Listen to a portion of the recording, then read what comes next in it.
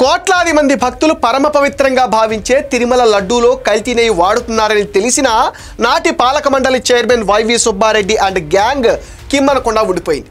YV సుబ్బారెడ్డికి కల్తీ నెయ్యి గురించి తెలిసినా తిరుమలకు అనుమతి ఇచ్చినట్టుగా సిట్ అధికారుల విచారణలో తెలిసింది.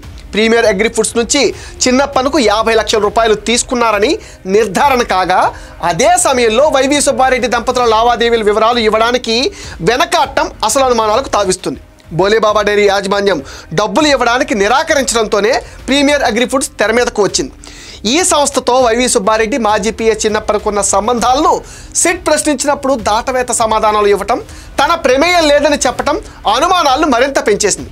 ప్రీమియర్ అగ్రి ఫుడ్స్ సంస్థతో సంబంధం లేకపోతే 50 లక్షల రూపాయలు చిన్నప్పనకు ఎలా చేరాయి? కల్తీ నెయ్యి గురించి తనకంటే టీటీడీ ప్రొక్యూర్మెంట్ అధికారులకే తెలియాలని చిన్నప్పన్న చెప్పడంతో అంతా కూడబలుక్కుని కమిషన్ కోసం కల్తీ నెయ్యికి ద్వారాలు తెరిచారని అనుమానాలు వ్యక్తమవుతున్నాయి. విశాఖ, విజయనగరంలో కోట్ల రూపాయలు విలువ చేసే ఆస్తులు ఎలా వచ్చాయని అడిగితే గతంలో అనేక ఉద్యోగాలు చేశారని బుకాయించాడు చిన్నప్పన్న. కల్తీ నెయ్యి కేసులో వైవి సుబ్బారెడ్డిని విచారిస్తేనే మరింత సమాచారం రావచ్చని సిట్ భావిస్తోంది.